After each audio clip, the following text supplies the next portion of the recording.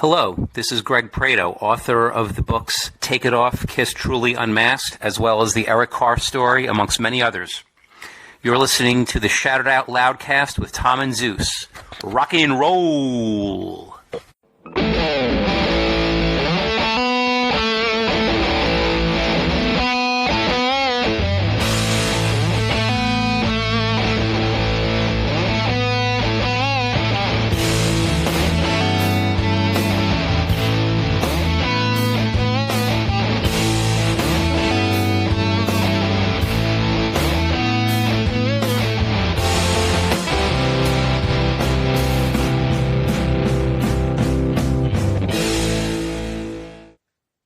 Bam!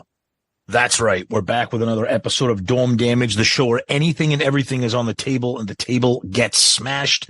This week, a very special guest, rock author, writer for Guitar World and Guitar Player magazine, the great Steve Rosen will be joining us shortly, Zeus. Yeah, can't wait. He is like almost the go-to person for guitarists when it comes to talking about guitars, music, and things like that. And he's got this great new book about Eddie Van Halen, and we know everybody loves Eddie Van Halen. So yep. I'm really looking forward to this.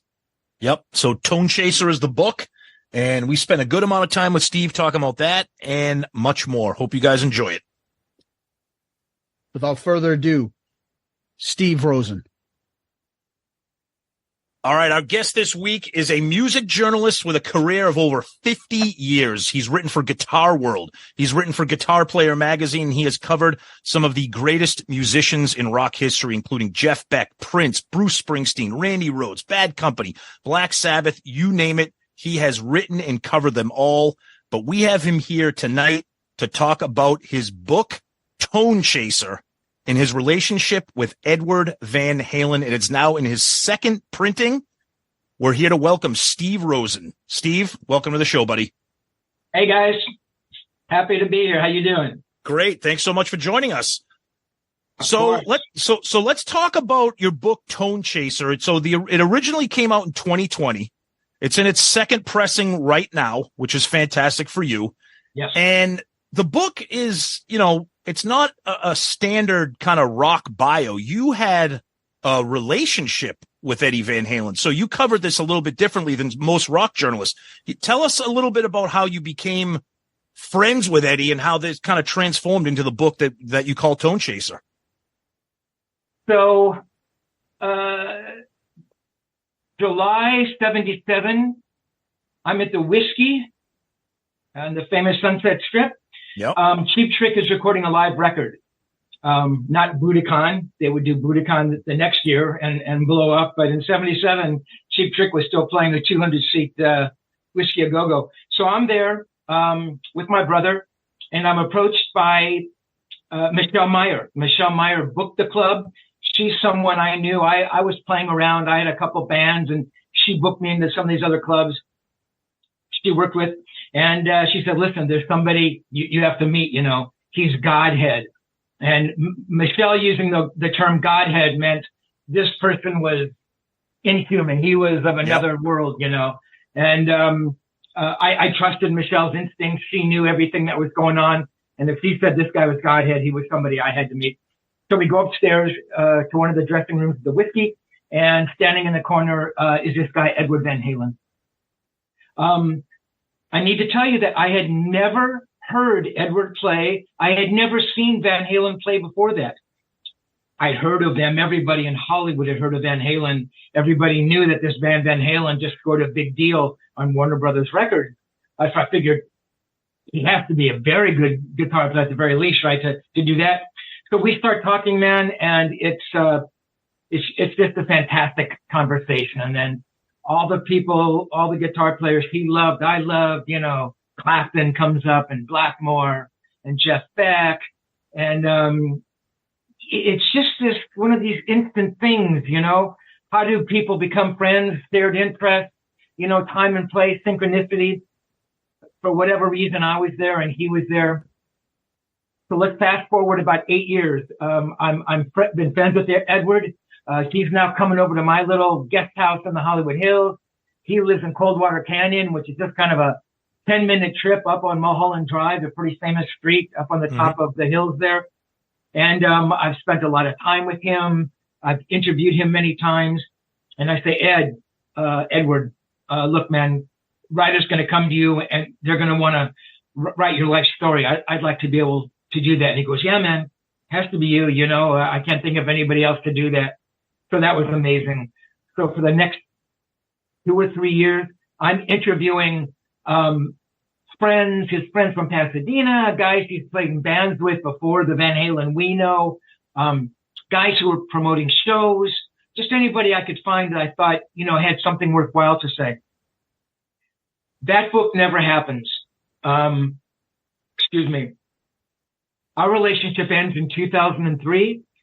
Fast forward 17 years. Off and on, I've been thinking about that book that never was. And I finally decided, okay, let me see if I can sit down and write this book. I start writing it on August 24th, 2020, my birthday. I remember that day. And 14 months later, in 2021, I complete the book, this 580-page monster, you know, that as you so aptly described, Tom, is nothing like music bios that you've read. And I recognize that. I didn't set out to write that kind of book, but it's just what happened. I wasn't going to write a chronology. Edward came over when he was 8 or 6 on the boat with his parents, and his dad worked. And yes, it's a great story, but we know that story, you know. And I just started writing what I knew, and what I knew was sort of, you know, hanging out and spending time with this guy, and what was he like, you know, kind of off stage, and these deep conversations that we had, that I characterized as the twilight tape. He would call me late at night, early morning, 3 a.m, and he'd want to talk, you know.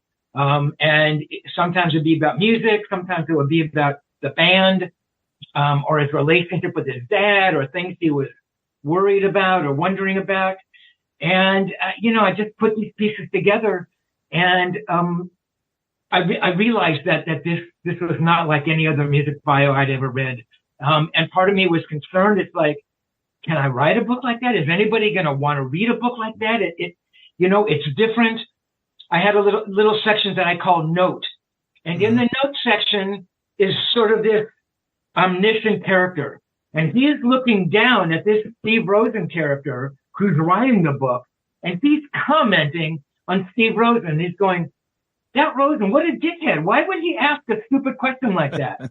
Can't you see that Ed's getting upset? And, you know, why would Steve wants to jam with Edward Van Halen? Is he out of his mind? I mean, who's going to ask him those questions, you know? So it was really different, you know? And at the end of the day, 14 months later, I thought I had something pretty unique, you know? It's one of those things, Tom, until you put something out into the world, I could be John Steinbeck, I could be Da Vinci, I can be Mozart, right? I'm the greatest person, I'm the greatest musician.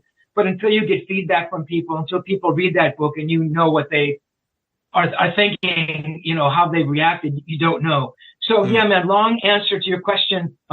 It was different. And at a point in time, I realized I was going down a different path, and I just followed it, you know, and I was kind of proud that I kind of, you know, look, I didn't rewrite anything, you know, an entirely new oeuvre of autobiography, but it was different, and I'd never read anything like it. So, nice. Yeah, Steve, that's the thing that I was going to say. We're all used to the rock bios and things. And for the fans of Van Halen, and specifically Edward Van Halen, this is just different. So you're right. You can get the book that says he was born on such and such a date. Then they recorded Diver Down. Then I get it. But this gives a inside perspective, because when he's talking to you, you get the feeling that no, he's not calling somebody at 3 a.m. to talk stuff that he would talk openly to the Los Angeles Times or anything like that. He's talking to somebody that he trusts, and he's opening up about things that he wants to discuss. and that are something that are probably pretty personal. I always find it interesting that rock stars and stuff expect that everybody else is up at 3 a.m. Why don't I just call them and talk to them? And of course you want to hear about my problem I had in my fight with my brother yesterday, right? 3 a.m. Let's hear it. But you get that perspective that if you want to really know what he's like and you are a real fan of him and what he really thinks about certain music and stuff, this is different and perfect for you. And you're right. It does have those Twilight tapes make this very unique. And I'm just curious, was there stuff that you're like, you know what? I can't put this in here. Well, man, you hit on a lot of interesting topics. There's Zeus. Yeah, you used one word that meant everything to me, and that was trust. Yeah. He trusted me. And in the book, I famously write, and it happens more than once. I don't know how many times he said it. We'd be talking about something, and this could be an interview for Guitar World. It'd be like, or for one of the Japanese magazines I was writing for. So it wasn't, even a Twilight tape. It wasn't deeply personal stuff, but it might have been more political, or he might have made some comment about the band, and he'd say, "Don't print this. Don't use that," Yeah. And I never did. I never, ever, ever betrayed that trust. So that was a huge word, and that was a huge emotion for me, for him to be able to trust me like that. Were there bits that I thought about? There were. I don't want to give the book away in case you haven't read it, but oh yeah, definitely. There's some, right? I mean, there's some pretty real personal moments in there. Mm-hmm. And as I'm writing those, honestly, man, I labored over them long and hard. The one thing I never wanted to do or never intended to do was to hurt anybody, in the Van Halen family, to make fans look at him somehow differently and, Edward, now we don't like him any. That was like the furthest thing from my mind. Those deeply personal moments to me revealed so much about him, this other side of him that no one, as Zeus pointed out, he never said these things to anybody else. And I thought, and I hate to use the word man transparency, I'd rather use the word being completely honest. I had to be absolutely honest with myself, to the reader, and to the memory of Edward. Edward passed about 6 weeks after I began the book. So he was still alive when I began the book. And when he passed, that was a whole other thing I had to go through. Do I continue writing the book? What do I do? So yeah, man, there were, man. And if you've read the book, you probably know there's like about 4 or 5 really personal moments. I struggled with it, At the end of it, like I said to you before, Tom, I could have written this great book and had all these great insights. And if people responded to it like, that's bullshit, man. That's not true. Why would you write that about our hero? We hate you for writing that, Not one person has ever said that. Everybody walked away saying, wow, I know something about Edward I didn't know before. And that's what I was trying to get across. Yeah, man, some of those parts were incredibly hard to write. On the other side of that, I've also tried to be completely honest with myself and the way I interacted with Edward. And yeah, man, I'm up at 5150, man, and I'm doing coke with him, and I'm drinking, though I wasn't a drinker, because as you know, I tended to get migraine headaches. But I'm not, I wasn't going to pretend that didn't happen, because it did. Yeah. But yeah, man, and really, I know how personal those moments are, but they just reveal so much about him, I believe. Yeah. I think the thing that makes this book even more powerful and, emotional, maybe for lack of a better word, is I know, Zeus and I are the same age.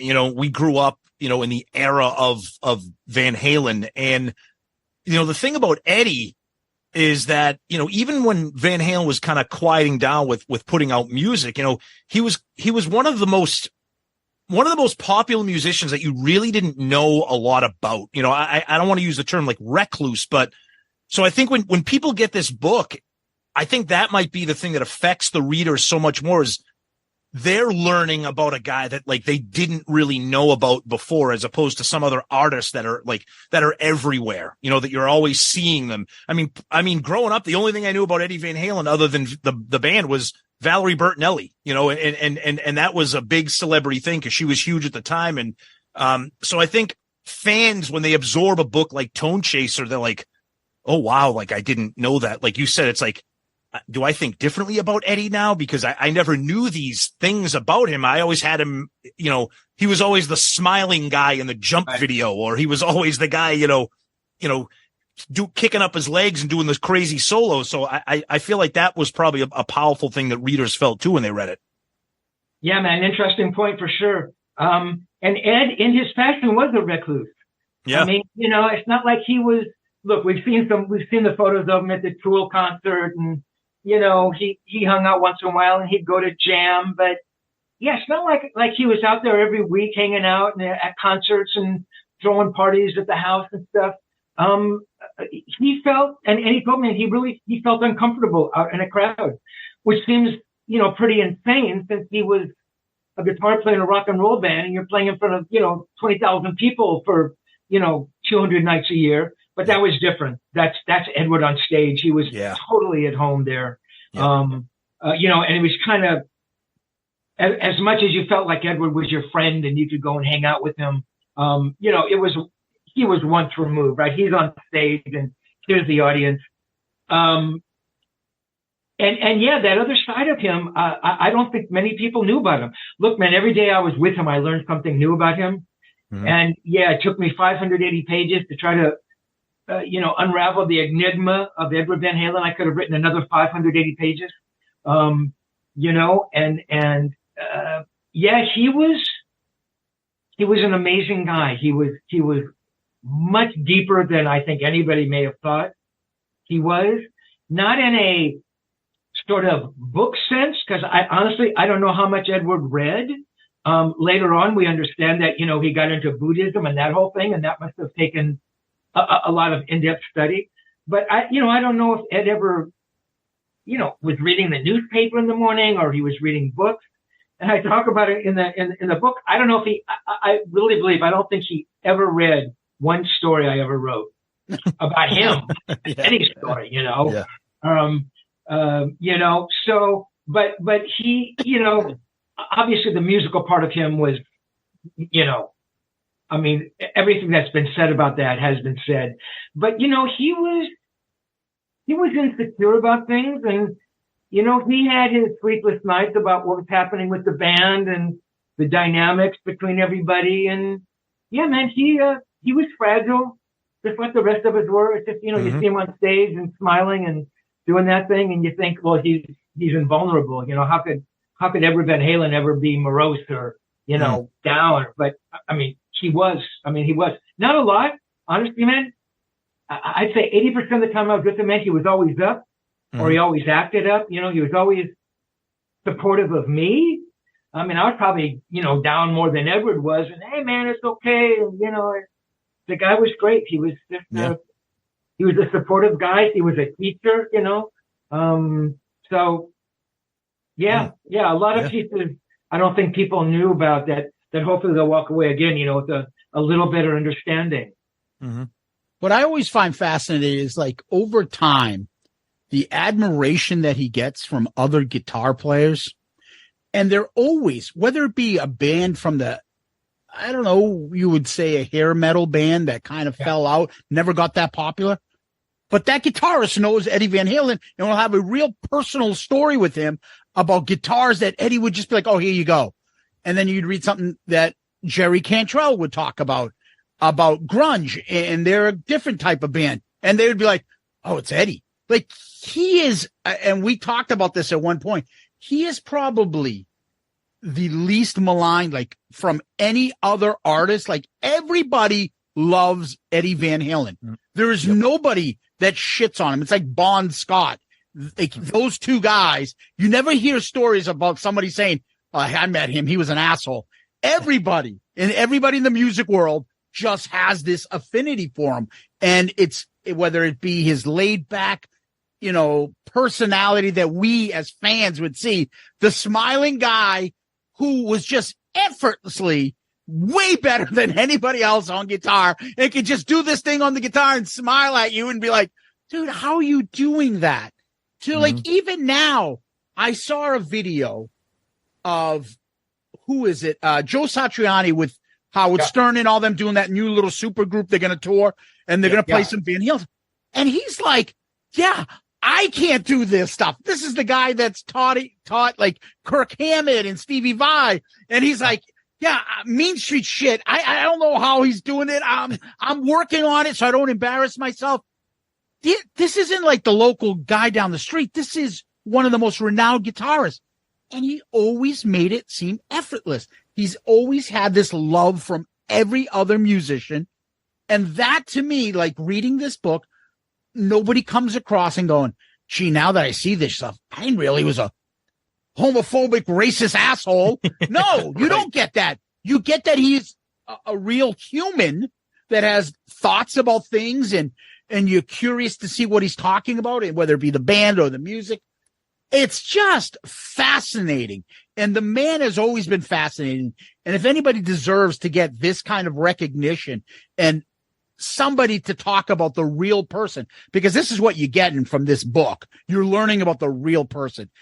It's a service that you're doing for his fans and other musicians that love him and respect him. I think this is one of, a handful of books I can think of that are just so kind of unique and bring out a whole new perspective that people can respect and understand what's happening about their favorite artist. Dude, you make me blush. That was very cool, man. That was cool, man. Oh, it's honest. I mean, I'm being honest. We don't give foot rubs here on the show. Our listeners know, but I'm just saying, like, it's fascinating. And Eddie Van Halen, of anybody, nobody dislikes. I love Van Halen, but I was never like Van Halen, like some people are. Yeah. And I would put him up there as probably one of my top 5 favorite people because it's Eddie. Yeah. Everybody loves him. Yeah, man. I mean, you bring up so many cool points, Zeus. And I think what you're describing, I think all of that comes out in his music, and all that comes out when you see him play. Yeah. And the smile, and it comes out on record, man. And just every note, it's just like, it's something that touches you. In some way. Look, I mean, Edward came up at a time, that Sunset Strip thing. There were some really, really good guitar players around then. Warren DeMartini and, George Lynch. I mean, Rusty Anderson, who, became Paul McCartney's guitar player. I mean, these are like amazing guitar players. Terry Kilgore, but what was it about Edward that made him a little bigger than these other guys? Maybe it's just everything you described. It's just everything that he did somehow touched you. You felt like he could have been like the guy next door, man. He could have been your neighbor. You could have hung out. And on any given night, Ed probably would have done those things, Yeah. And yeah, man, I guess when you sort of defined it for me, Zeus, that, maybe I put those little personal bits in there because that really is who he is, right? And he is this real living, breathing, carbon-based life form that, feels sad sometimes and, has marriages that don't work at, but yeah, man, somebody described the book as humanizing him, which I thought was really wonderful, man. That's a great line because we all think of him as the guitar god who we know the public persona, but there's not much behind it. But this kind of makes you like, oh shit, he thought like this. He, these are the things that bothered him. These are the things that he liked. And this is the stuff he was thinking about when he was in this period of the band. It's fascinating shit. It's fascinating. That's cool. And it's interesting, man, Zeus, that you bring up, Joe Satriani. Obviously Joe is doing the new iteration of, Chickenfoot Van Halen. right? I've known Joe for a long time. I think I interviewed Joe his first or second solo record. I mean, the guy is just one of the coolest, nicest. He's just an extraordinary guy. And he's literally one of the first people I reached out to, just coincidentally speaking here, to see, hey, Joe, would you help support the book and, maybe take a little picture with the book? Joe sent me like I don't know if you've seen a little video of him holding my book. And then he also provided a blurb for the back cover. Yeah. Which I just thought was amazing. But, it's funny to hear you say, yeah, that Joe having, to really wrestle with the Van Halen songs. Yeah, it's amazing. To wrestle with a song. I mean, yeah, it must be something, but interesting. Yeah. Steve, let me ask you this, just to go back a little bit when you were talking about how portions of this book are very personal, and you did go through some moments about, should I write this? Should I put this in there?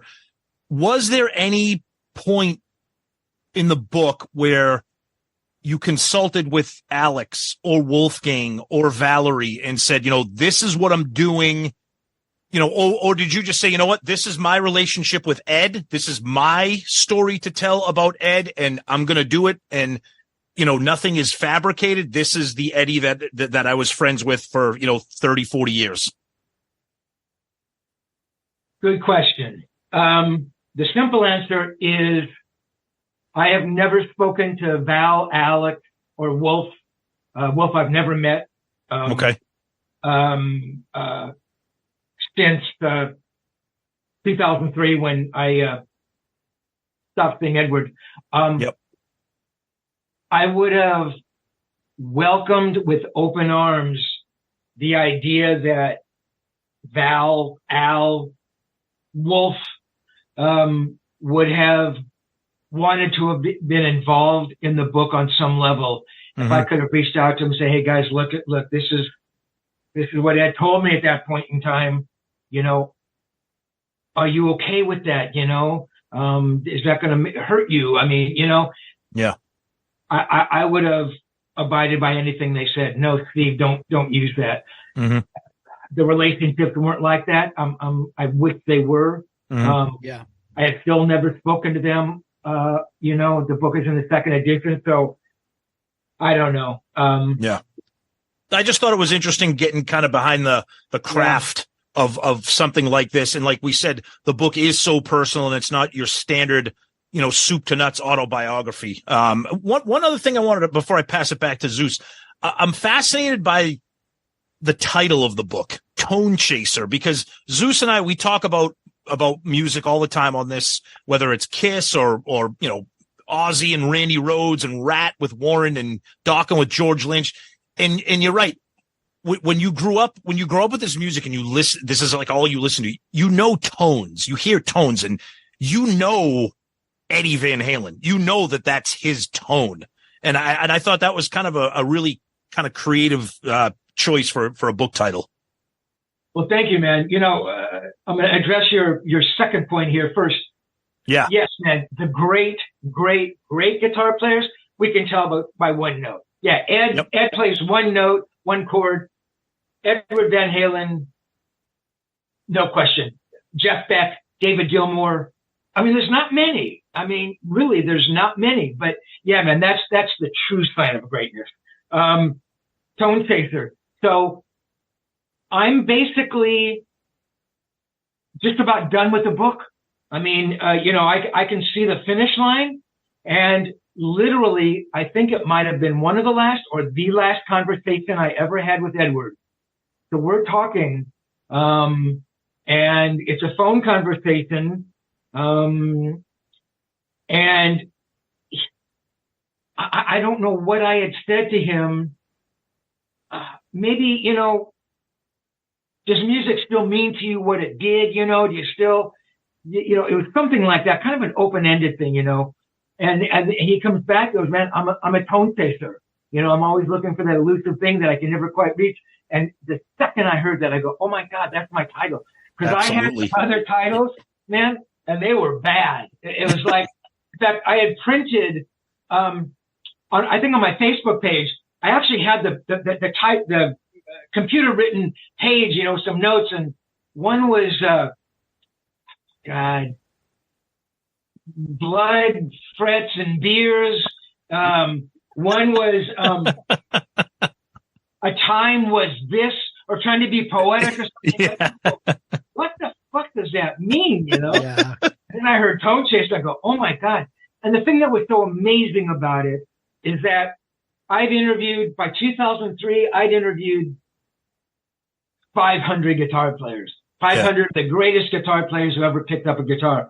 And not one of them ever had used that to describe their pursuit of the perfect tone, Wow. They all would have said, oh, hey man, yeah, man, I just got a new pedal, or yeah, man, I just put in the Seymour pickup, and, I'm jacking everything to 10, and I got the greenback selection. It would have been more of a specific thing they did, as opposed to this, it's got such a majestic feel about a Tonechaser, and when he said that, I go, oh my God. And also for Edward, and it's in the book, he uses the word elusive. Edward didn't speak like that. Yeah. Edward would have said, yeah, man, I can't find the tone, the tone on the last record was horrible. He never said that, but I'm just right.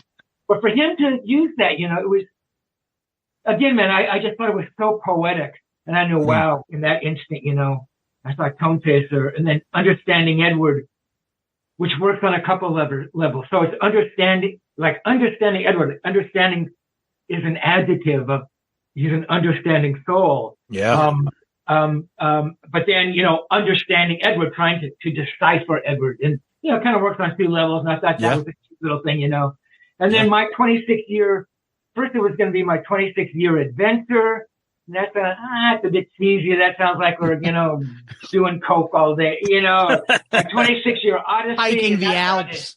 Too heavy. But my 26-year journey, because that's what it is, man, because I was discovering stuff every day. Yeah. And, yeah, man, every stone unturned with Edward was this great discovery. So, yeah, nice. A long title for sure, but no, it's great. One that I was happy with. It's great. You know what?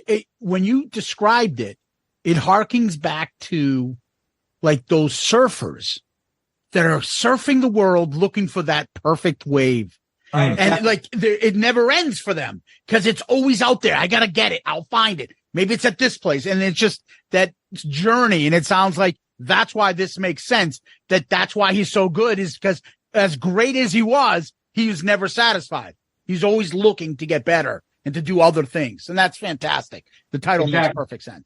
Now I want to take a little personal privilege here to ask something a little off topic, but it's not that much off topic because in the back of your head, I see a rainbow sticker. I was waiting for you to comment on that, Zeus. So I am a big Rainbow fan. Oh, wow. I'm a big Ritchie Blackmore fan. Oh, wow. So I am curious because all you hear about is talk about top 5 assholes in music. People bring up the opposite Eddie Van Halen. They'll bring up Ritchie Blackmore, the meanest curmudgeon, fucking whatever you want to say. I'm curious. You've met him. You've interviewed him. You've been through with him. And once in a while you hear people that will say, yeah, you don't know him. If he likes you, you're good. But he doesn't like a lot of people. So I'd love to hear you tell me a little bit about Ritchie Blackmore, if you don't mind. All right. So do you want to hear my Ritchie Blackmore by way of Eddie Van Halen story? Oh, even better. Yeah, absolutely. Of course. So this is in the book. It's 79.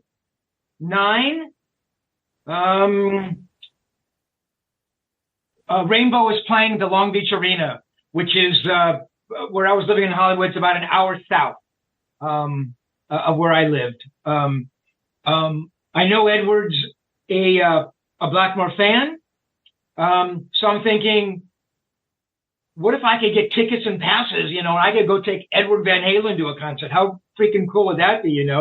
So I scored the tickets and the passes, and then I'm thinking, oh my God, what an opportunity this is. What if I could not only bring him to the concert, what if I could introduce him to Ritchie Blackmore?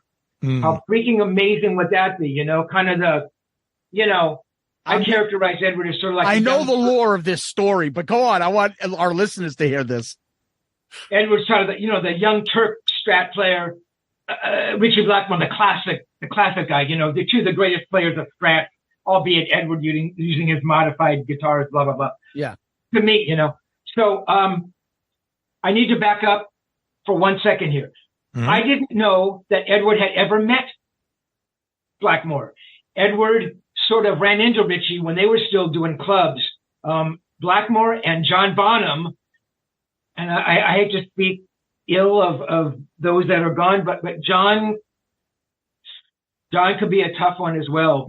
Yep. They are at.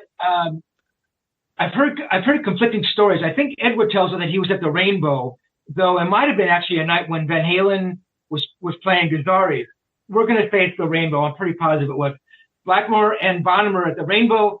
Edward looks over. He's a monster Zeppelin fan, right? Jimmy Page walks over, introduces him, and they treat him like shit. Okay, Ritchie gives him grief. Bonham gives him grief. Okay. I did not know this when I invited Edward Van Halen down to Long Beach to meet Ritchie Blackmore. Ed, you fucking idiot. Why couldn't you have told me that story? I don't think I ever would have even taken you to the same auditorium where Ritchie was had I known that. So we go down there, and obviously Rainbow is headlining. So we get there. John Cougar has just done his set. Randy Hansen, the Hendrix imitator, who's a very good guitar player, is supposed to be on next. The lights go down, and Ritchie comes out with Rainbow. We're going, what the fuck?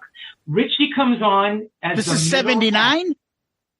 Could have been 78. So this was Down to Earth. This is with Graham Bonnet at the time, exactly. Right? Yeah. Exactly. Yeah. Sorry, man. No. I'm fascinated by this. That's why I should know better than try to twist chronology with you in the room with Rainbow here.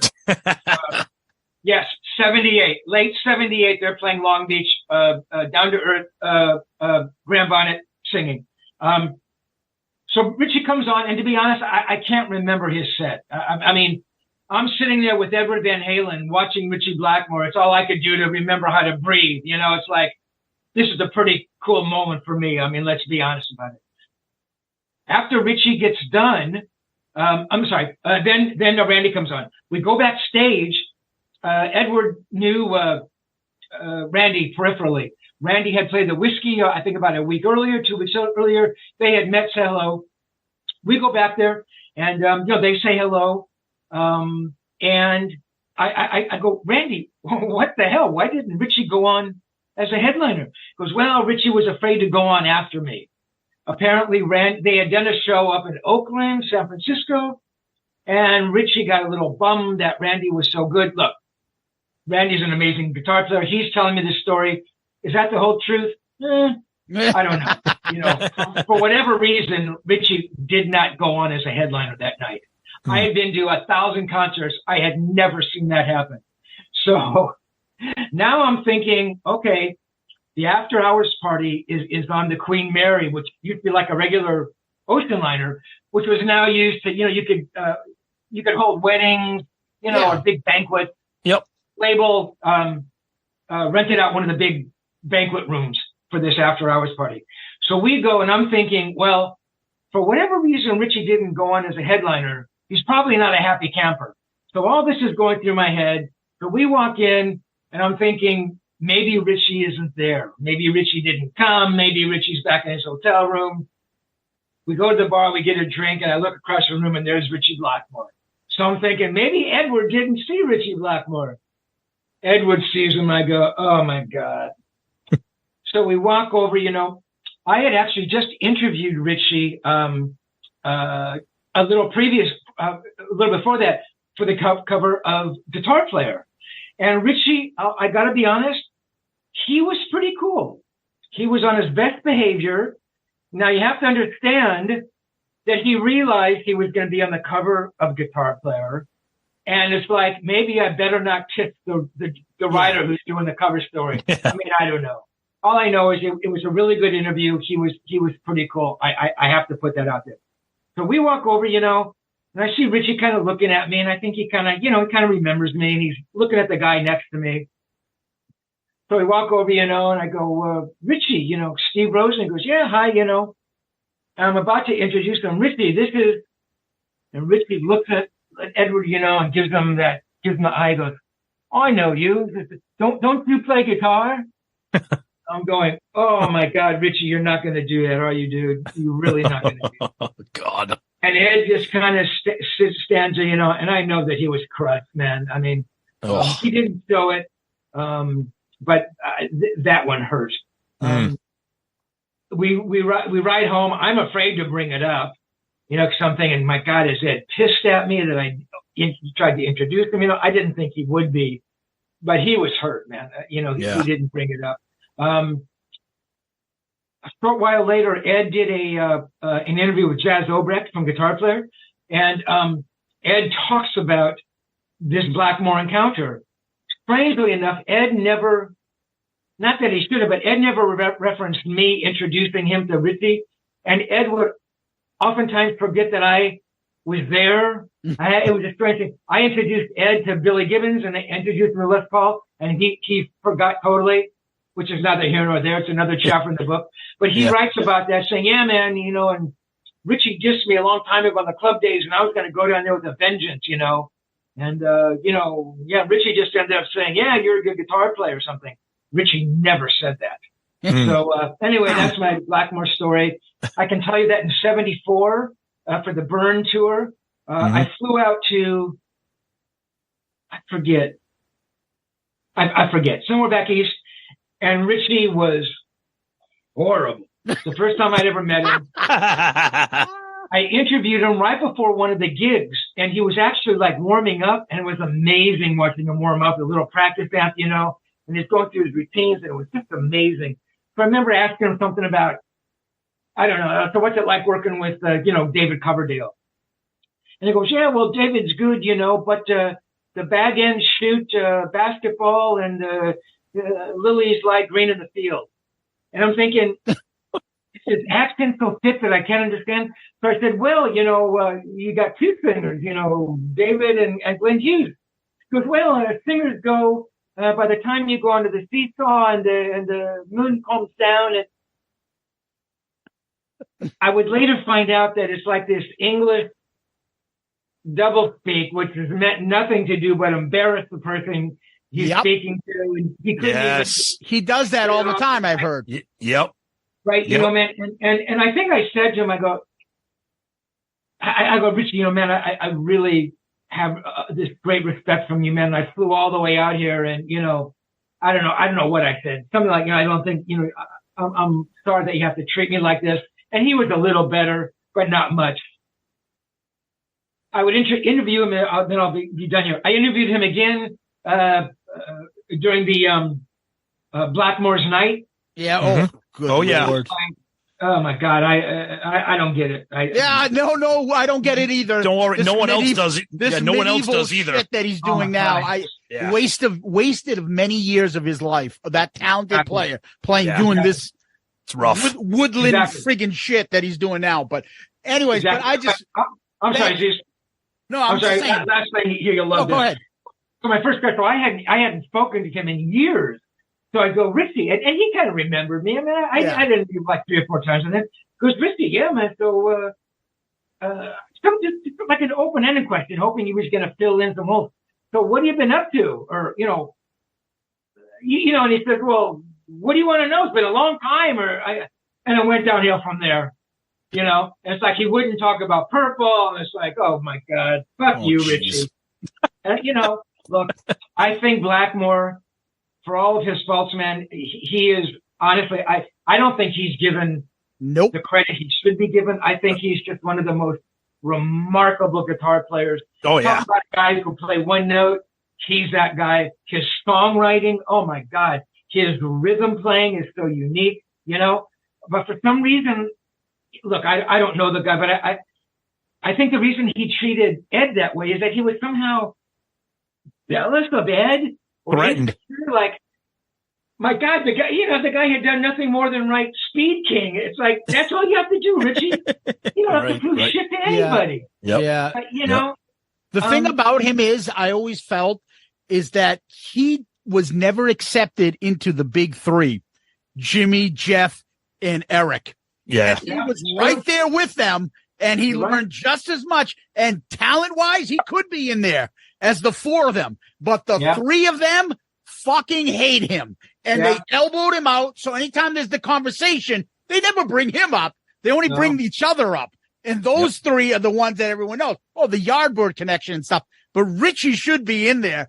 But they fucking hate him. And I love hearing stories like this because at this point now, 'cause it's not happening to me, I love hearing of what a historic asshole he is. Just for no reason at all. Just a mean, miserable fuck.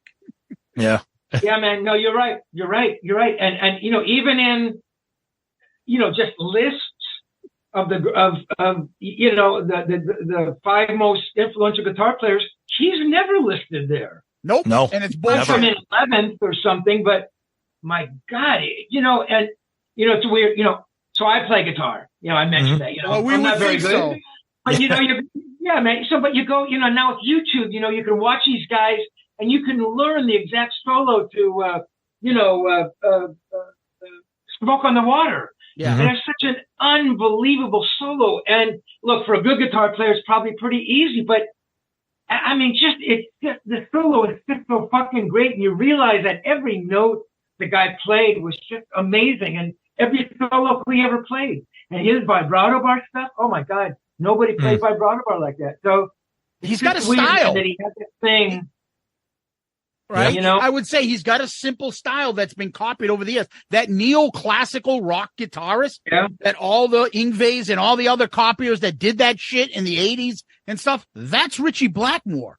Yeah, that's how big of an influence he created this style of hard rock metal guitar playing that so many people have copied. And he doesn't get his due because he's an asshole. But anyways, I'll leave it to Tom to wrap up here for you. I know you had a last question. No. We're just going to, I mean, again, we could talk about, this is the wheelhouse for Zeus. We could just talk forever. I mean, we're talking to Steve Rosen, the greatest guitar journalist like ever. But, Steve, this has been absolutely beyond fantastic. We could keep you here for another 3 hours. The book is Tonechaser. He is Steve Rosen. You can find all about it and more at tonechaserbook.com. Steve, thank you so much for your time. We appreciate it. This has been an amazing conversation. Sometime in the future, we'd love to have you back and pick your brain about some of the all-time great guitarists and maybe have a fun conversation. So, Steve, thank you so much. This has been awesome. Yeah, man. Tom, Zeus, thanks, guys. Had a lot of fun, educational. Come back anytime you want me to, guys, for sure. Thank you. Thank you. Tom, that was the great author, Steve Rosen. Thoughts? Loved it. Could have talked to him all night. I love guys that you can tell are clearly passionate about what they do. You could tell that his relationship with Eddie was very, very special and very important to him and that this was a labor of love. So great stuff, of course. And then who doesn't love picking his brain about other things like one of your favorite guitarists and your favorite bands, Ritchie Blackmore and Rainbow. And who knows, we might have to have him back on to continue picking his brain about all the guys that we love because the guy is fantastic. Yeah, he's got a wealth of knowledge. He's got some Kiss stories too. So we'll have him back. But till next time, peace out, Girl Scout.